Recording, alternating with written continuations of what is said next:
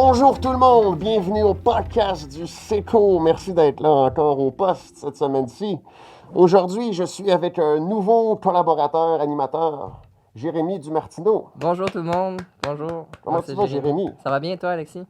Ça va très bien, nouveau au SECO depuis quelques semaines. Oui. Comment ça se passe depuis que tu es là? Qu'est-ce que tu as appris? Bien, ça se passe super bien. J'ai appris à collaborer avec des gens dans l'objectif de faire rayonner les œuvres des autres étudiants à l'Université de Montréal. Puis c'est beau, j'ai ça. beaucoup de plaisir avec ça. Ouais. C'est très beau, du tac au tac, tu nous réponds ça. Ouais. C'est super beau. Alors aujourd'hui, on reçoit une grande compositrice étudiante à l'école avec Anna Sokolovic, si je ne me trompe pas. Et Pierre Michaud. Et Pierre Michaud. Mais quel duo! Quel duo de feu. Alors, puis tu m'as l'air bien en forme aujourd'hui. Tu m'as l'air tout étincelante. Oui, je suis pas morte de fatigue. Non, t'es pas... Non, tu me sembles pas décédé de fatigue encore, non. Tout à fait. Pimpante. Comment tu vas, toi? Ben, ça va bien, il fait chaud sous ce masque, et toi, ça va? Ça va tout à fait, j'ai jamais aussi bien respiré.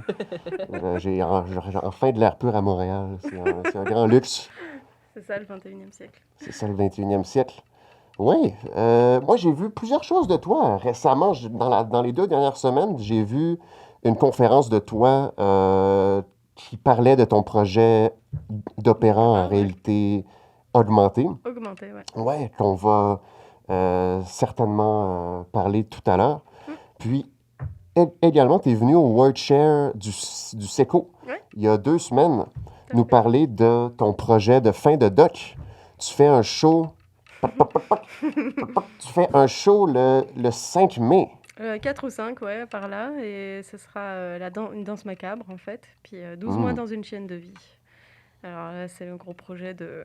Une chienne de vie, hein, c'est dur. Oui, quand même. Hein. Oh, c'est quoi la chienne de vie? Ben, tu sais, c'est le cycle, c'est tout qui se répète, rien qui change, puis l'éternel recommencement de la vie. Et puis c'est ça qu'on cible ici avec les cycles et puis les 12 signes du zodiaque, en fait. Alors, Ah ouais. Donc ta pièce est construite à partir des 12 signes du zodiaque. Exactement, un peu comme le Tierkraus de Stockhausen, en fait. Hein. Ouais, c'est ça. Chacun a son caractère, chacun a ses instruments, chacun a sa propre histoire. Puis si par exemple c'est basé sur une œuvre d'Isabelle Linotte, là, je ne sais pas si on voit bien là comme ça, mais c'est des toutes petites œuvres qui justement mettent en avant chacun des signes avec un squelette qui agit différemment sur chacune, puis des plantes autour en fonction de la période de l'année, et le signe du zodiaque là tout en dessous. Puis ce sont des gravures faites sur métal ou sur papier en relief de l'artiste belge Isabelle Linotte. C'est ça, qui est Isabelle Linotte? Alias Maman. Ah! C'est ta mamie. On a beaucoup collaboré ensemble sur plein de projets, puis mon beau-père aussi, qui fait partie aussi de ce projet, avec des textes, lui, alors des poèmes, puis c'est tout ça qu'on met ensemble. Une entreprise C'est comme une entreprise familiale, ouais. Ben oui. C'est malade. Johnson & Johnson. Exact. C'est génial, absolument génial. En mieux. Puis, mais c'est super beau, ces petits objets-là. Comment est-ce que tu vas les utiliser pour le spectacle? Parce que, oui, reprenons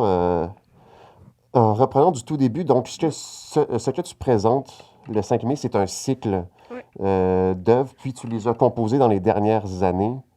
Non, dans les derniers mois. OK, ça a tout été fait en même temps. Ouais, exactement. C'est toujours en cours d'ailleurs. On commence le répète la semaine prochaine. Cool. Voilà, avec la chorégraphe Juliane Dessert. Puis les musiciens et musiciennes seront amenés à danser en fait en même temps. Ah ouais, wow. Ouais, c'est ça, c'est un gros show, là. Ça prend des interprètes qui sont vraiment, qui ont une espèce de curiosité à dépasser leur pratique. Là. Tout à fait, ça me doit fait pas être plaisir que facile, tu parles pas d'expérience, mais bien de curiosité, parce qu'il y en a plein qui sont pas sûrs d'être à l'aise. Puis, ouais, ben c'est vraiment ça. Ben, le nombre d'interprètes qui ont autant de l'expérience avec leur pratique d'interprète et de la danse doit être vraiment assez limité. Donc là, c'est vraiment pas... Tu peux pas demander ça comme critère, j'ai l'impression, à tes interprètes. Donc c'est vraiment ça, la curiosité, savoir s'ils sont prêts à s'embarquer dans un truc qui dépasse un peu. C'est super. Hein. Tout à fait. Puis c'est un show complet. Il y a de la musique, mais il y a également beaucoup de scénographie. Oui. Il y a des costumes, de la lumière, des décors. Ouais. D'ailleurs, ce qu'on porte sur nous, ça fait partie du Du show, des costumes dans le spectacle. Tout à fait. Justement, comment les interprètes deal avec le fait de jouer avec un casque ou avec Je peux avec dire, un jouer de masque la de flûte en mort? ce moment, ça serait pas facile. C'est Non, c'est ça. ça, il a fallu penser à tout. Donc ici, par exemple, j'ai découpé ici Hmm. le masque parce que quand on l'ouvre complètement pour faire passer l'instrument ou chanter, il faut pas que ça écrase la trachée, alors des choses comme ça. Oh, Puis, faudrait pas étrangler personne. et non, c'est ça en fait. OK, Puis, ouais, il faut penser à ça aussi. sinon, ils vont vraiment mourir. Puis Oh, oh. l'idée, c'était d'aller dans un atelier qui permette ça. Puis justement, à Montréal, il y a notamment la remise qui est vraiment très Hmm. abordable. Puis c'est une coopérative qui met à disposition des outils pour, je sais pas, 40 pièces l'année, là. Puis c'est très intéressant. Puis eux, qu'est-ce qu'ils apportent? Ils donnent des espaces où Ouais. pratiquer ce genre de... Des outils, un établi, tout ça, ouais. Est-ce que c'est eux qui t'ont un peu référé à la chorégraphe ou référé à d'autres personnes? Ah non, J'adore pas du tout, Alexis. pas du tout. Ouais, quoi? Non, c'est eux, en fait, c'est vraiment comme pour tout le monde, monsieur, madame, tout le monde, d'aller justement avec des choses du quotidien, une table à percer, ou je sais pas, si tu veux faire un trou là-dedans, ou justement scier des masques. Ça les intriguait beaucoup. Ah ouais? Ah oui. Donc c'est comme un espace d'atelier Exact. pour réaliser tes projets. Oui, tout à fait. Puis c'est assez communautaire. Oui. Il y a des gens là, tu retrouves souvent les mêmes personnes. C'est ça, il y a la Très couture cool. aussi, ouais. C'est toujours intéressant, là, c'est Très les cool. petits trucs de bouche à oreille qui fonctionnent bien, Mhm. justement, quand on se dit, ah, j'ai besoin d'un plexiglas, je peux trouver pour ma scéno, comment est-ce que je fais, je veux pas acheter tous les outils ou les louer, puis c'est compliqué, alors là, on est indépendant, puis Mhm. C'est vraiment pratique, ça. ouais, tout à fait. Puis là, dans le fond, la prise en charge de tous ces de tous ces éléments scénographiques-là et tout, là, tu as dit que tu collabores avec ta famille, chorégraphe, donc beaucoup de collaboration pour être en mesure de faire cet art-là qui est un peu plus total, là, entre grosses guillemets, qui Mhm. implique tellement d'affaires pour arriver à une expérience vraiment construite. J'imagine que prendre tout ça en charge toute seule, ça doit juste être trop, puis pas vraiment plaisant. C'est pour ça que Si, ça t'amène à j'adore. collaborer. Est-ce que tu as déjà essayé de faire ce genre de truc-là toute seule? Comment ça s'est passé? Non, mais c'est le cas, là, tu sais, tout ce qui est chorégraphie, là, par exemple, c'est Isabelle Linotte qui l'a fait aussi, là, mais tu sais, elle a pensé à des choses qui pourraient être utiles, mais en vérité, elle est en Belgique, alors c'est sûr qu'on ne fait pas beaucoup d'allers-retours. Mm. Puis sinon, non, c'est moi, la conception des lumières, de la scénographie, des vidéos aussi, les vidéos qui sont projetées, Mhm. c'est moi qui... C'est toi qui as fait les vidéos aussi? Oui, tout à fait. Il y a juste Clémentine Brochet, qui est une des vidéastes que j'ai rencontrées dans le cadre de l'opéra, justement, qui va faire quelques séquences et capter le spectacle. Mais sinon, oui, tout le reste, c'est moi. C'est part à l'aventure avec un petit baluchon sur le dos et hop. Je vais même faire des tags. Ah Oh. ouais! Puis c'est ça, j'ai un ami qui m'a fait le pochoir, enfin le design, donc c'est moi qui vais tout ciseler pour le faire. Puis ça rejoint la musique.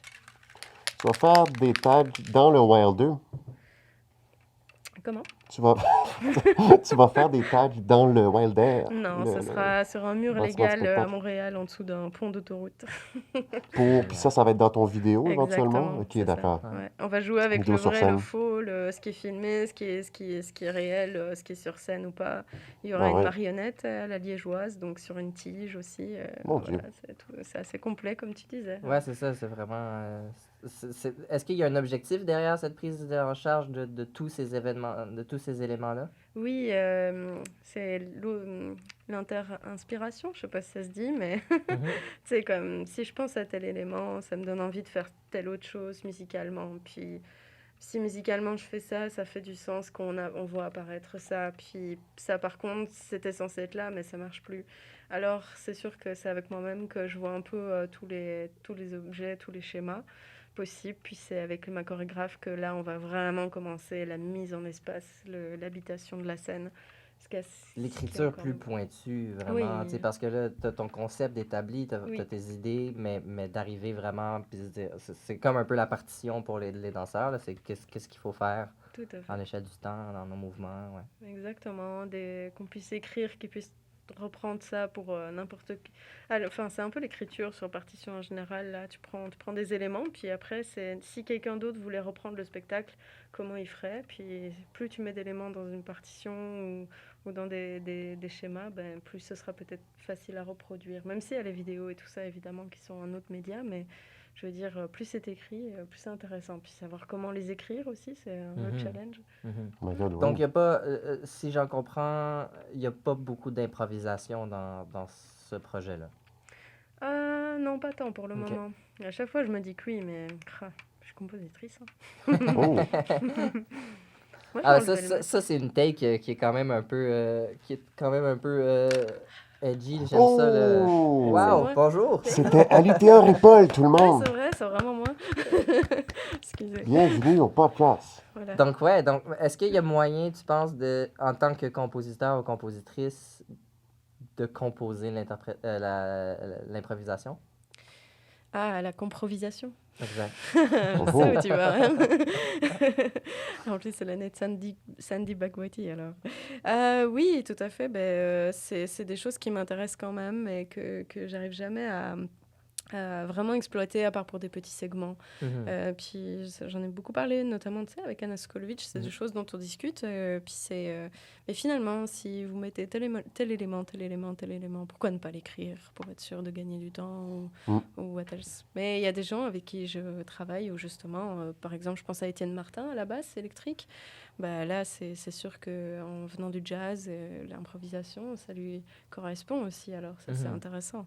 Ça, c'est des choses que là, je suis en train de voir lui composer un solo de basse, puis je suis comme, hey, cette partie-là, je pense que je vais le laisser faire. Ouais. C'est Ouais, quoi? surtout si c'est une écriture qui sort un peu de qui sort beaucoup probablement de tes habitudes en jazz, si t'es pour lui laisser faire un solo dans cette tradition-là. Ça pourrait être sympa, moi, je trouve, laisser un peu ouvert comme ça, Ouais. puis à créditer aussi, évidemment, là, ces choses-là. Mais ouais. Parce qu'à chaque mouvement, tu fais appel à des musiciens de styles différents parfois. Peut-être pas à tous les mouvements, mais là, tu parles, il y a un mouvement que tu voulais avoir une esthétique plus jazz, un peu métal, si je me souviens bien. Vraiment métal, Métal. ouais. C'est très métal, puis jazz, métal, tu sais, comme parfois ça se croise aussi facilement. Donc, Ça, c'est pour quel signe du zodiaque? Alors, celui-là, c'est le lion. Oh, les gens lions, hein, c'est... Ouf, C'est très solaire, hein. c'est ça. Ouais. Ça va exploser. Ça va être bon. Guitare électrique et basse électrique. Puis, est-ce que c'est la première fois que tu composes en ayant une espèce de...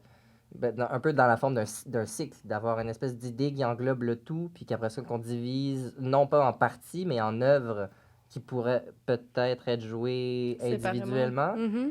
C'est possible. Est-ce que c'est la première fois que tu écris de cette façon-là? Est-ce quelles ont été tes expériences? Parce que j'ai fait quelque chose de similaire aussi pour ma maîtrise. Moi, c'était quelque chose de tout nouveau. Ça a été... OK, je suis plus capable, moi non plus. Oh. Bonjour, tout le monde! Oh, Jérémy Martineau! On va garder le chapeau, mais Bienvenue. pas... ouais.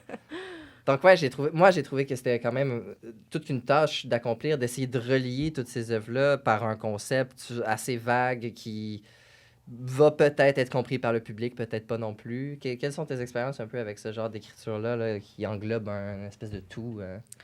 C'est intéressant comme question parce que je ne vais pas répondre de la façon exacte, peut-être. Mais j'ai beaucoup de compositions qui sont des commandes.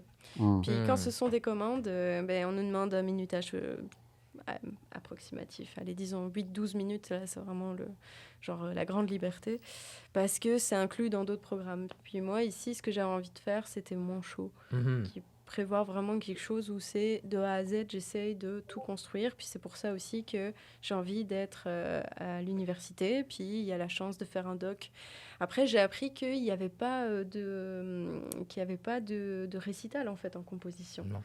Et voilà. Pas d'obligé, en fait. Évidemment, il faut que tes œuvres soient jouées, puis que tes profs l'entendent d'une manière ou d'une autre. Mais non, effectivement, il n'y a pas vraiment de récital à proprement dit. Comment ça? Ben là. Pierre! Qu'est-ce qui se passe? Fait qu'il a fallu que tu te crées ton propre récital. Romain Camiolo l'avait fait l'année dernière aussi, puis ça a été très dur, mais il y est arrivé, puis je me suis dit, allez, ça fait... S'il y en a 2, puis 3, puis 4, est-ce qu'on ne penserait pas que ce serait un peu naturel? Définitivement. Oui, j'envoie un message. Ouais. Il faut. Moi aussi, je l'ai fait. Je l'ai étalé sur une semaine. Oui, c'est vrai. Mais ouais, c'est toute qu'une entreprise. Surtout, tu sais, les salles de concert sont toutes réservées dans ces périodes-là, la plupart du temps, dans la fin de session, tu sais, pour... Donc là, t'es obligé de te limiter un peu dans la disposition de l'espace que tu peux prendre puis qui t'est accordé. Ouais. Donc, ça joue vraiment. Fait que non, je suis bien d'accord à avoir une plus grande place au produit final, mais comme produit final concert et non juste produit final partition et enregistrement des pièces. Ce qui est, d'après moi, le format le plus facilement notable, c'est pas vraiment le mot que je cherche, C'est là, un mais mot. évaluable, voilà. Ouais, c'est plus facile d'évaluer justement une partition. Ça permet de pas être nécessairement présent au concert aussi. Moi, je trouve que c'est professionnalisant de voir tout le travail que tu as fait Ah, avec les effectivement. interprètes. Ah, je suis 100% d'accord. Je veux Ouais, dire, ouais. c'est sûr que Anna Sokolovic, Pierre Michaud, plein d'autres attendent pas un jury. C'est notre métier, là. C'est ça, c'est le public aussi, c'est les retours, c'est le partage, tout ce pourquoi on bosse, en fait. Puis, on est là pour ça. Puis, moi, j'ai été habituée à ça au Conservatoire de Liège et en tant qu'étudiante et en tant que conférencière assistante. Et c'est ça qu'on a toujours trouvé normal. Alors, c'est vrai que se retrouver dans un autre circuit où on doit faire les choses un peu par soi-même, après, c'est vrai, il y a des bourses et tout, mais si on les a pas, c'est difficile. C'est très difficile, ouais. Puis, il faut s'accrocher quand même. Mais non, le but, pour moi, c'est vraiment de partager. Donc, c'est pour ça, pour répondre à ta question, du coup, de cycle ou de spectacle total, aussi les gros, ben, moi, c'est ça que je voulais faire. Donc, je me suis débrouillée sur plusieurs années pour enfin y arriver. Puis, mais c'est intense et tu le sais. Puis, Oui. et c'est ça qu'on veut quand même. Moi, je trouve que c'est le plus proche de la réalité. Puis 100%. Tu as donné un exemple, tu sais, de mon jury de thèse de mémoire. Un des commentaires, c'est les matériaux qu'on a en ce moment, ça donne tellement pas une bonne idée de qu'est-ce que c'est l'expérience. Le travail est tellement basé justement pour tout ce qui est un peu les arts plus qui englobe beaucoup de pratiques, c'est qu'on essaie de rendre l'expérience en tant que telle vraiment plus importante. Puis après, les restants, la partition, l'enregistrement de ce concert-là, c'est vraiment, vraiment à titre d'archive, mais ça n'a aucune valeur proprement dit. Donc là, après ça, de se faire évaluer sur ce matériau-là et non sur l'expérience du concert, ça marche comme... Il y a vraiment comme une déconnexion, là, ça marche pas. Oui, ou d'installation sonore. Ouais, voilà. Après, c'est vrai qu'il y a le festival, c'est Ultrason, notamment. Mais Ultrason, tu sais, c'est un magnifique festival pour tous ceux et celles qui ne le connaissent pas, mais on en a déjà parlé au Sego, je suis pas mal sûr. Mais ça, c'est vraiment fait pour une forme un peu d'œuvre. Donc, ça doit être une œuvre qui est assez concise dans le temps, qui utilise un certain effectif électronique. Voilà. Donc, dans ton contexte, ça marche pas du tout. Peut-être une des pièces de toute la chose pourrait fonctionner, oui. mais le projet en tant que tel pourrait pas vraiment uniquement être joué aux ultrasons. Bonjour! Hello! C'est incroyable, je vois widescreen maintenant. Ah ouais? Formidable. Je redécouvre la vie. Le 16-9 est arrivé. Oui, le 16-9 est arrivé chez nous. Ouais, bel écran. Oui. Tu disais. Puis moi, je suis curieux. Là, tout ce projet-là est dans le contexte d'un doctorat et donc de recherche. Oui. Parce qu'à l'Université de Montréal, c'est non seulement la création qui est prônée, mais beaucoup, beaucoup la recherche-création. Parle-moi donc un peu de l'aspect plus recherche du projet. Est-ce que l'aspect recherche est né de ce projet-là ou est-ce que c'est le contraire? C'est la recherche qui a amené ce projet-là? Est-ce que tu es parti, avec ton doctorat, est-ce que tu es vraiment parti avec une idée concrète de c'est ce genre de concert-là que je veux faire ou est-ce que je prends en charge une panoplie d'éléments ou c'est vraiment justement au développement de la recherche après la première année, par exemple, tu as découvert un intérêt pour la vidéo, donc là, allez, on embarque la vidéo dans le projet, puis après ça, les choses se sont comme un peu additionnées. Je pense que ça a commencé avec les masques. Moi, je pense que ça a commencé avec le fait depuis que j'ai commencé à composer, j'ai toujours voulu travailler avec d'autres arts que la musique et d'autres personnes, du coup. Et ma toute première pièce mixte, je pense, qui s'appelait Chapage nocturne en 2009, c'était pour violoncelle électronique. Et j'ai fait appel à des comédiens.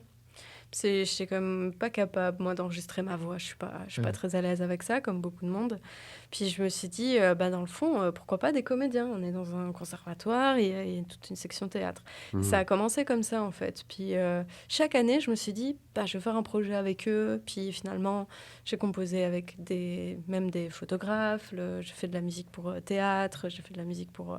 Enfin, ça a été comme des échanges aussi. Hein. C'est comme, je compose pour toi, tu parles pour moi, enfin, je t'enregistre. Puis finalement, jusqu'à faire un théâtre musical qui a été imposé dans nos ateliers au Conservatoire de Liège. Puis finalement, je me suis dit, waouh, en fait, on peut faire ça. Puis vraiment avec un metteur en scène et tout. Puis finalement, ce metteur en scène m'a écrit un livret l'année suivante pour faire un opéra qui s'appelle Le Chat, et ainsi de suite. Moi, c'est ça, en fait, ma vie de compositrice. C'est à chaque fois, je vais faire Édouard Baird, mais ce sont des rencontres. Ah. Des belles J'ai dit merci à la vie.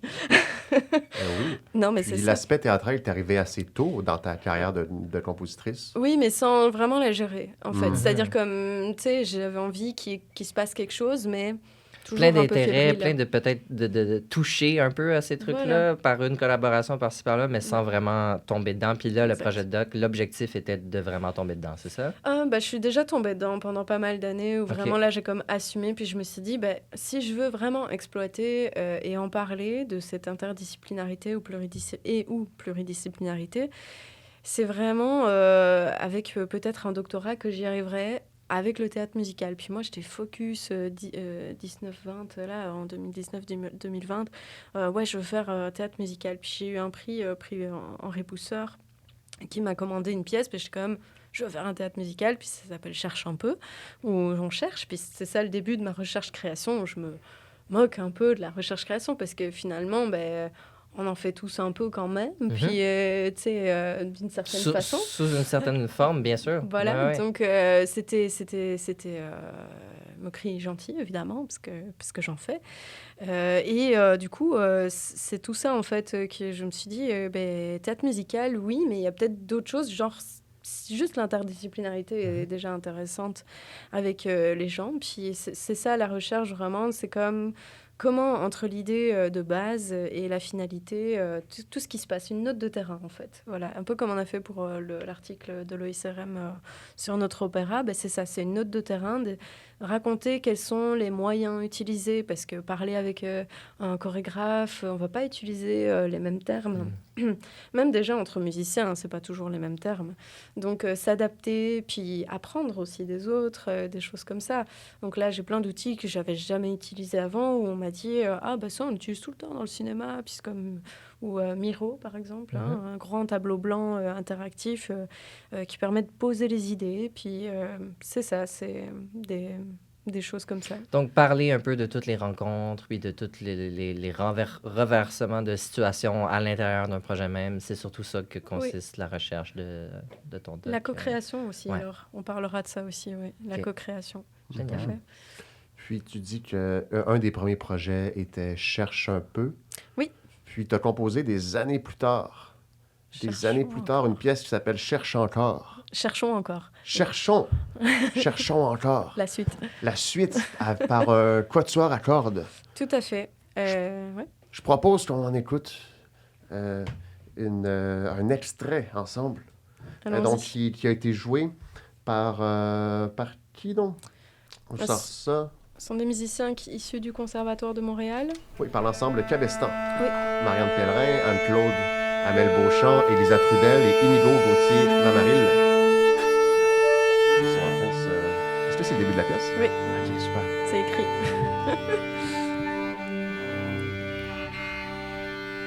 Je peux décrire ce qui se passe pour Oui, je vais mettre la vidéo. Ah oui, mais pour les non-voyants aussi, vidéo, ou les aveugles, en vrai, ça m'intéresse de décrire. Oui, vas-y. Le quatuor est en train de s'accorder, puis là, il reste l'altiste qui traîne. Carnaval ou festival? Et alors qu'il y a Noël? C'est l'affaire. Hey, oufti!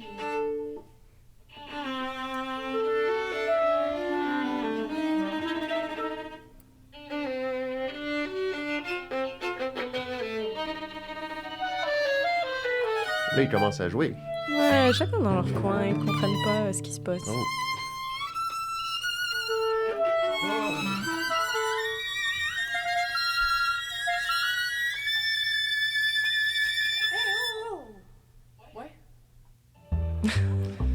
y a une pub, là, mais...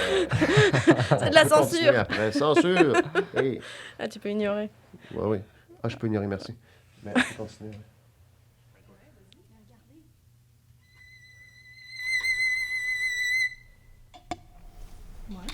Donc, ça va aller. Mais ponteux.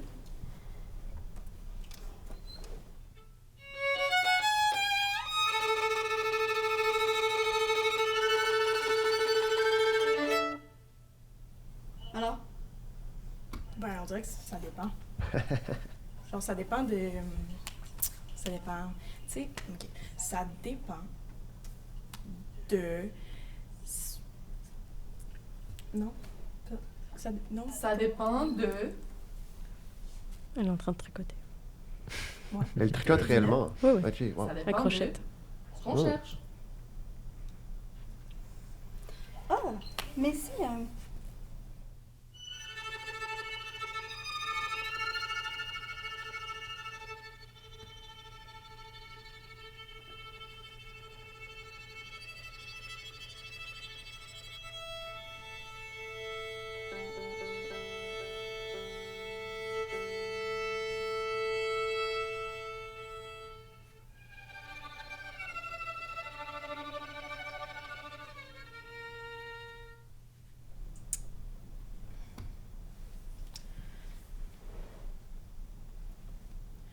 Je comprends rien. Ben, faut chercher ce qu'on cherche. Puis trouver ce qu'on cherche. Puis chercher quelque chose. puis trouver quelque chose. Je me tue à vous le dire. Ouais, ben, tu peux pas non plus.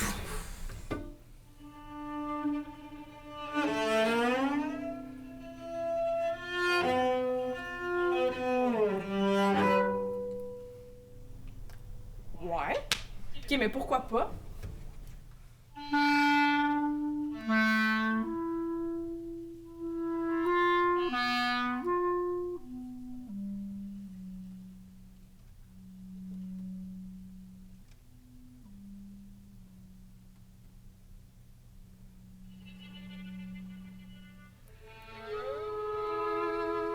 Fais-le ici.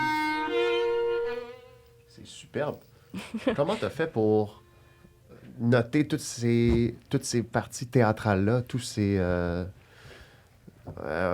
ouais, dire à des interprètes de faire du acting comme ça, des interprètes classiques, ça doit pas être toujours facile, honnêtement, là, de les amener à, Ouais. à aller parler sur le stage. Là. Je peux C'est- imaginer que ça doit être un défi en soi. C'est sûr, c'est pas naturel. là. Non, c'est très inconfortable. Mais ils sont bons, ils sont super bons. les Ouais, bonnes. ouais. Ben, on a pas mal travaillé ensemble, puis c'est ça, tout est noté là. Ok. C'est vraiment comme là, doit vraiment comme crocheter et tout, puis Ah ouais, ouais. voilà, c'est de petits bonshommes allumettes là, puis c'est ça, c'est les déplacements avec le caméraman à la fin, on le voit pas là, mais qui était censé courir après eux, parce qu'en fait, ils se barrent carrément de la pièce là à la fin. Ah, donc là, Eh, ils ont t'intègres un peu le public quasiment, ou leur aperçu de leur œuvre avec la caméra dans l'œuvre. Oui, tout Non, à il fait. les Donc, suit, c'est pas une œuvre, c'est une œuvre faite pour être vue d'un visionnement comme ça Oui. et non pour une œuvre de concert. Alors, comme je savais, parce que c'est ça aussi, c'est le média est très important, comme je savais que ça allait être enregistré, effectivement, là, on les voit se barrer et rigoler de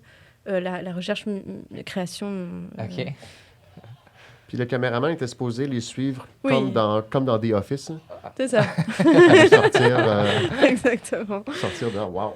C'est ça. Puis tout est indiqué, tous les textes, parce que évidemment, il fallait écrire le texte aussi. Puis on a fait des allers-retours. J'ai mis des québéquismes, des belgicismes. Il On a parle fait le belge? mélange. Ah, au tout début, il parle wallon. Ah Un ouais. patois du sud du pays, enfin, langue ancienne du sud du pays. Puis oui, tout est indiqué. En fait, à la moitié de la pièce, là, on le voit pas, on l'a pas vu, mais à un moment, la violoniste se moque du violoncelliste, puis le violoncelliste, du coup, se ramasse toutes des partitions sur la figure. Puis finalement, ils jouent tous dessus, avec chacun un archet, puis chacun a 2 archets, puis finalement, ils se retrouvent avec ça, puis il prend le papier, il le chiffonne, puis il en fait des rythmes. Tout ça est indiqué, génial. et puis c'était assez drôle, même genre les quelques mimiques ou des choses comme ça, les temps d'arrêt aussi, puisque même Ouais, tout est noté. Puis finalement, ils arrivent vraiment à trouver une réelle composition après. Ils ont des idées, et puis c'est comme, ouais, mais si tu joues comme ça. Et puis c'est en plus toujours des demi-phrases, là, genre, oui, mais bon, enfin, si tu. Enfin, C'est jamais vraiment conclu Exact. comme phrase. Là. Ouais. Ouais, est-ce qu'ils trouvent finalement? Ben là, on sait pas. Spoilers! Spoiler, on ne sait pas. Est-ce qu'il va y avoir un autre cherchon encore? Exact. Là, Cherchons toujours. Cherchons toujours, ouais. On n'a jamais fini de chercher. Nous ne cherchons plus. Ne cherchons plus, ouais. Fini. Ah, la recherche. C'est fini. Mais le public doit beaucoup aimer des pièces comme ça, de l'amener à tu sais pas. Je sais pas, parce qu'elle elle a jamais été jouée devant public, je pense, celle-là. Ouais. Puis est-ce que tu adapterais l'idée de la caméra, mettons qu'elle était jouée devant public, est-ce qu'il y aurait moyen d'adapter ça pour du live? Oui, tout à fait. Qu'est-ce que tu ferais dans cette circonstance-là? Je pense qu'il y a l'idée des coulisses, là, ils repartent en coulisses, mais c'est comme peut-être impliquer le public, genre la première personne, il lui donne l'archer ou des choses comme ça, parce qu'il a fini sa... Commence à jouer sur eux autres. Ça pourrait. Je pense pas que c'est une bonne idée. Je pense pas, non. Mais là, ouais, il faut une ouverture d'esprit aussi, que les gens soient suffisamment à l'aise, évidemment, mais c'est quand même drôle, là, quand il y a un musicien qui vient puis qui fait quelque chose d'anormal par rapport à ce qu'on attend. Sûr que je ferais peut-être pas ça, je sais pas, dans une salle philharmonique, mais... Ouais, mais je pense qu'il y a des contextes un peu pour justement pour cette appréciation-là. Ouais, on n'aime pas être bousculé dans les trucs classiques en général. Hein. Non, il n'y a pas de moche. Ou du moins, si on l'est, il faut que ce soit de façon très contrôlée. C'est vraiment... Tout à fait. Et prévenu, mais voilà, c'est ça. Mais je pourrais imaginer les interprètes aller dans le public puis continuer à jouer, par exemple. Tout à fait. Parler dans le public. Là, comme ils font beaucoup au théâtre, ça arrive souvent, tu vas avoir des pièces, puis là, ils s'en vont même dans les sièges avec nous autres, ou ils s'en vont, il y a comme ces conventions-là qui peuvent être brisées au théâtre, mais en musique, peut-être, c'est plus difficile habituellement, mais ça peut très bien se faire. Tout à fait. Tout à fait. Bon, on y va, on monte un truc? Ah, on le fait. On le fait là. Là. Bon, ben ouais, puis, c'est ça. Ouais, justement, en parlant de pièces où le spectateur est directement impliqué dans l'interprétation et vraiment au sein de l'interprétation, tu as travaillé sur un projet d'opéra en réalité augmentée. Tout à fait. Dans lequel le spectateur va, parce que c'est pas encore sorti, je pense que c'est pas encore terminé comme truc, mais le spectateur va pouvoir être au centre de l'action des musiciens, des chanteurs, chanteuses de ce petit opéra-là qui va durer quelques minutes, je pense. Les c'est opéras... avec qui ce projet-là? Donc, il y a 5 opéras qui ont été faits. Donc, c'est avec l'Opéra de Montréal, puis la chaire de... c'est quoi l'acronyme? Opératique, non, d'Opéra du Canada. Ouais. Pardon, la Anna. chaire de Anna. Anna Sokolovic. Oui. Pardon, Anna, bonjour. on a estropié le nom, je ne l'ai pas. Non, c'est ça. Donc, on est 4 équipes de base depuis le séminaire, 4 compositeurs, compositrices. Puis les livrets sont 2 en anglais, 2 en français. Puis il y a un 5e projet qui s'est rajouté dans la 2e phase, donc après le séminaire, où en fait l'Opéra de Montréal a comme engagé, et l'université a engagé tous les créateurs, créatrices. Et pour faire une 2e phase plus longue, parce que la première c'était 5 minutes, puis ici c'est entre 12 et 17 à peu près. Alors 17, ça peut paraître long parce que c'est avec iPad, ça peut paraître un peu lourd à bout de bras là, mais ça dépend ce qu'on fait. Chaque équipe a un peu son... Il n'y a pas de rapport entre les opéras. C'est pas une suite par exemple, ça pourrait être déjà fait ça. Mais juste pour bien clarifier, réalité augmentée, est-ce qu'on a un casque? Là, j'ai entendu un iPad. Ah oui. Alors, réalité augmentée parce que on voit quand même l'environnement, par exemple la table.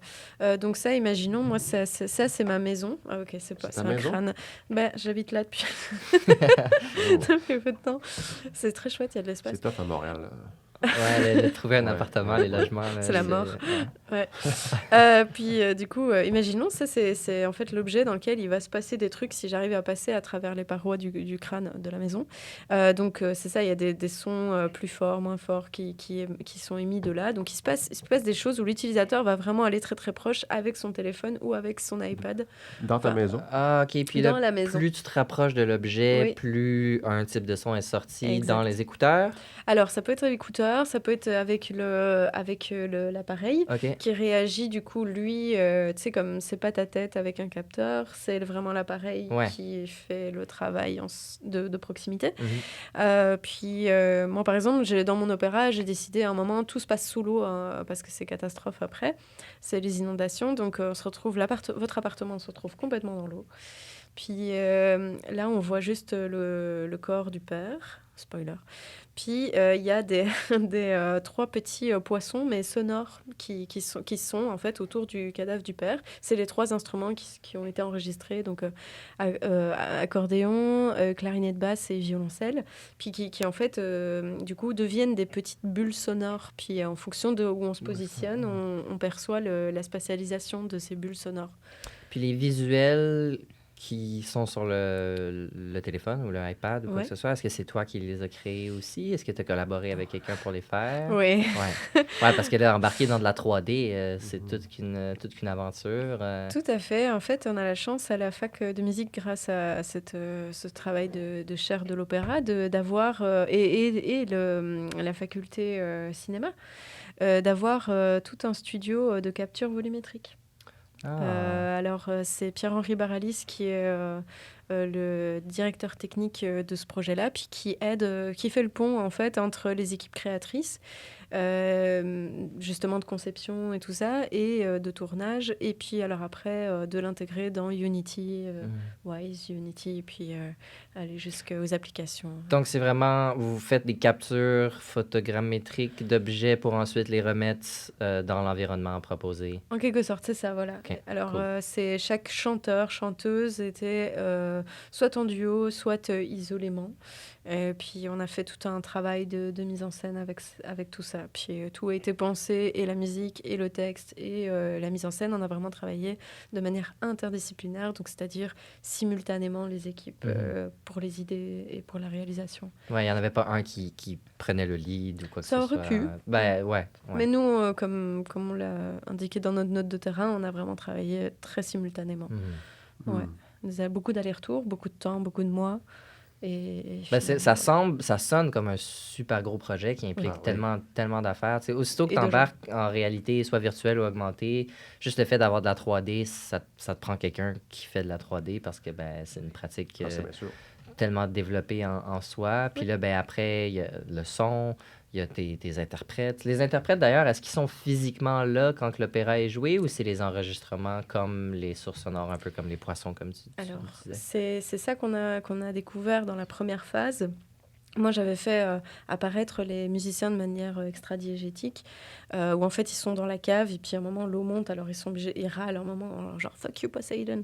Puis ils montent comme ça dans les escaliers. Oui, c'était dans le livret, on l'a perdu. Mais ils montaient au grenier, puis pour se sauver, là aussi, et pour pouvoir continuer de jouer l'opéra, sinon c'était pas possible.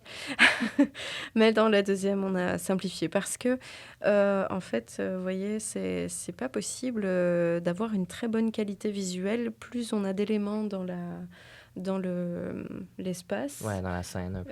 Exactement, ouais, on va dire scène, c'est un bon mot. Plus il y a de personnes, moins on a de qualité.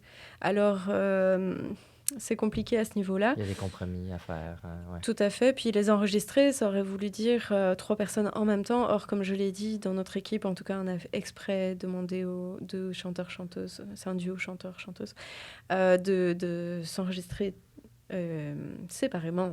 Donc, il y en avait un dans l'oreille qui chantait pour meubler, on va dire. Puis, on inversait les tracks pour chacune. Ouais. C'est pas évident. Donc, en fait, à cause de ça... on n'a pas remis les musiciens et musiciennes. Dans l'expérience en tant que telle. Ouais. Mais ils ont été enregistrés, par contre, avec ce même... je pense qu'il n'y a que la 5e équipe où les instruments sont différents. Mais ça reste clarinette, accordéon et violoncelle pour les 4 projets. Okay. Dirigé par Jean-Michel Lavoie. Ouais. C'est ça. Et aucun n'a opté pour les assigner dedans, mais on a enregistré ça au Kermit. Et puis après, les chanteurs, chanteuses à l'espace libre. On nous a laissé 2 semaines, 3 semaines de tournage quand même. Ouais, c'était intéressant. c'était chaud, là. Puis là, ces créations-là, est-ce qu'il va y avoir un espace de création une fois qu'elles vont être terminées? Est-ce qu'il y a un concert qui est prévu? Est-ce qu'il y a une installation peut-être? Ben, moi, j'espère pas de concert parce qu'on a tout pensé en fonction de cette réalité augmentée. Alors, il y a eu un concert avec 2 des opéras, mais les compositeurs, compositrices sont acceptés et puis ça les dérangeait pas. Moi, j'ai dit, de toute façon, c'est à chaque média ses idées aussi. Alors, moi, je le voudrais pas personnellement, mais j'espère qu'il va y avoir, oui, un petit événement d'ouverture. Ouais, pour, c'est ça, juste un événement de création. Là, parce que j'ai dit concert vite de même, mais ce que je voulais dire, c'était plus les habitudes. un endroit où est-ce qu'on va s'asseoir, expérimenter l'œuvre. Alors oui, on sera debout, mais oui, c'est ça, on fait marcher les gens pour qu'ils puissent, comme si c'était sur scène, aller voir les chanteurs de plus près. C'est un peu l'idée, en fait, finalement. OK, donc ouais, ça vient quand même changer beaucoup de choses dans l'implication du rôle des acteurs, puis parce que justement, d'habitude, il y a cette espèce de rideau-là, cette séparation-là, mais là, on vient complètement la briser. Oui, puis ce qui est cool aussi avec la réalité augmentée, c'est ce que je disais à mon équipe, c'est moi ce que j'aime, c'est on a la chanteuse en point X, Y, Z, et puis pouf, elle est soudainement à gauche par rapport à l'utilisateur. Imaginons, ben, on n'a pas ça en vrai, là. Enfin, à moins qu'ils savent se les téléporter. Oui. De la téléportation? Oui, parce que c'est comme des souvenirs. Alors, ça évoque un peu ça, mais ça n'aurait pas été possible en vrai.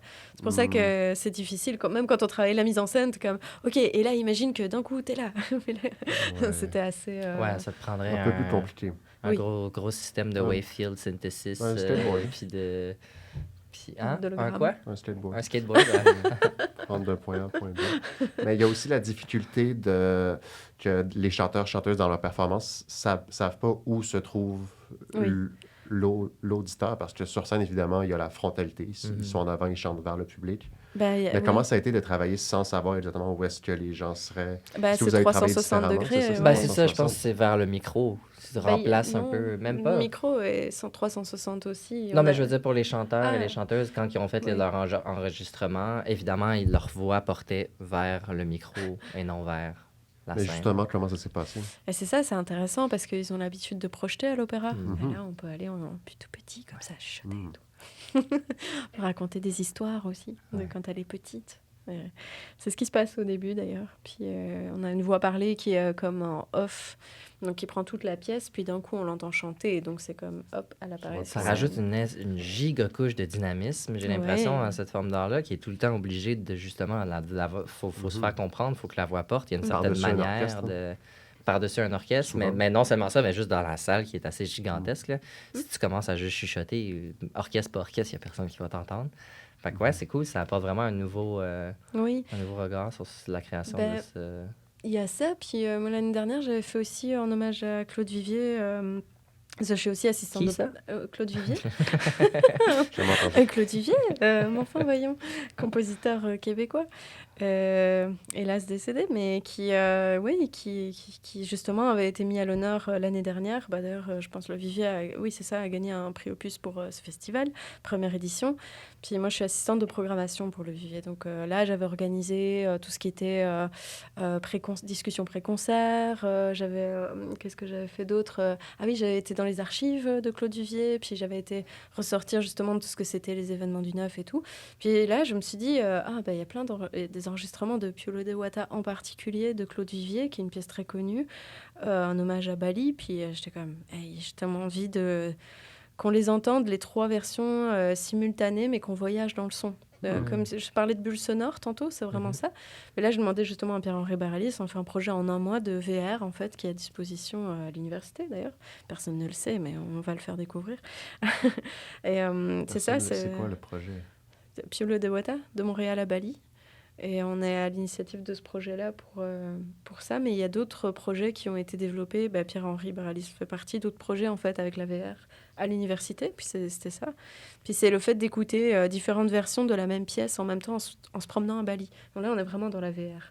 Ouais, là, il y a quelqu'un qui a été filmé l'environnement. Non, on l'a complètement construit en 3D. Ah ouais, OK. Wow. Ouais, avec des statues sonores qui émettent du son. Chacune des versions que j'ai synchronisées l'une par rapport aux autres, parce que normalement, elles n'ont pas été faites pour Mhm. être synchronisées.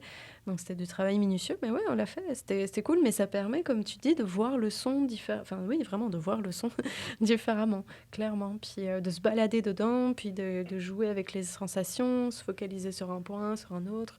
Il y a plein de choses qui se développent, les studios Trébuchet, tout ça. Et puis même à McGill, au Kermit et tout ça, il y a plein de choses qui se développent par rapport à tout ça. Autour de la VR, ouais. Ouais, Ouais, ouais. il y a eu une grosse explosion dans la vie en général autour de la VR, mais effectivement, à l'université, ça prend de plus en plus. On a les casques, Oui. puis nos profs nous poussent un peu à aller les pousser.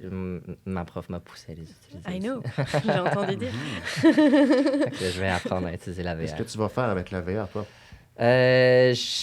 C'est un peu étrange, mais C'est pas étrange. Non, non. je veux recréer l'environnement visuel que tu as quand tu fermes les yeux. Ah oui, tu m'avais dit ça. Ouais. Ben oui. Tu vas filmer des petits points. Je sais pas. C'est encore un peu flou comment je vais arriver à C'est faire flou. ça. No puns intended. Je vais peut-être juste demander aux gens de fermer les yeux dans le casque VR aussi si j'y arrive Ouais, pas. c'est vrai que c'est une bonne stratégie. Mais j'aimerais ça quand même être capable de le recréer. Tu sais, il y a plein de petits Ouais. points, ça bouge tout le temps, c'est constamment en mouvement, Ouais. il y a un peu de gris, dépendamment de l'environnement extérieur aussi, ça change, mais bref. Fait que oui, c'est un peu ça l'idée de la VR, mais je sais pas exactement comment je vais y arriver, mais c'est pour ça que je les emprunte, hein, j'expérimente. Oui, oui, il faut. Ben, là, on est au MetaQuest 3, là, déjà, mais Ouais. c'est comme le 2 a encore plein de choses à dire, je crois.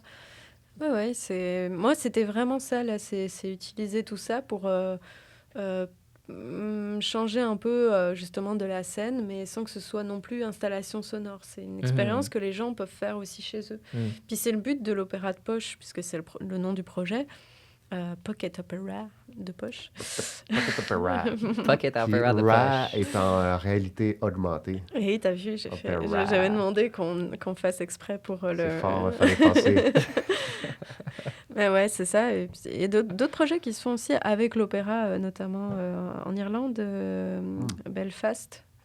Ils sont... Voilà. Mais on est tous avec des petites antennes comme ça, puis on se connecte à tous ces projets-là. Mais... C'est ça qu'il faut à l'université, hein. C'est vraiment Ben oui. c'est l'environnement parfait justement pour déployer les antennes. Ouais. Toi, t'en as plein, là. Ouais, j'en ai beaucoup en ce moment. Il y en a plein partout. Plein de projets qui arrivent en même temps. Là. My God. Ça pullule de partout. Exact. T'as d'autres questions? Est-ce que j'ai d'autres questions? Je sais pas. On a tellement appris d'affaires. Énormément. Ouais, On a ouais. tellement... C'était passionnant, puis on a très hâte de voir où est-ce que tu t'en vas avec tout ça. Moi, j'ai hâte de Parce lire qu'on la comprend pas thèse tout. aussi. J'ai vraiment hâte de lire Voilà. sur le projet. Là. Ça, on va dire, ouais. Très cool. Donc, on se donne un rendez-vous le 5 mai ou le 4. Probablement le 4 Restez à à l'affût. 19h30 à la salle bleue de l'édifice Wilder. Métroplace. Ouais. Beaucoup de musiciens, musiciennes de la fac, mais aussi d'ailleurs. On a Sonneur de Cornemuse, on a le bandoneon aussi avec Cornemuse, Amirai c'était pas, Betchalev. Et oui, ça c'est une Suédoise, celle-là. Suédoise. Ouais. Qu'est-ce qu'elle a de particulier? Ah ben. Elle sonne suédois. Elle est petite. Je m'attendais Oui, à elle- quelque chose de Ouais, plus oui. gros. Bah, là, quand même. Cornemuse, c'est vraiment une grande famille, là, aussi. Ouais. Et puis, il y en a partout dans le monde de tout type, là. Puis, celle que j'ai enregistrée, moi, c'est une flamande, par exemple. Mais, ouais, c'est son petit frère, celui-là. Donc, bien hâte d'entendre ça en mai. Moi aussi. Oui, en tout début mai. Merci beaucoup, Alitéa. Bah, merci à vous. Merci, Jérémy. Nous, on se donne rendez-vous la semaine prochaine pour un autre podcast. C'est cool. Merci tout le monde. Bye!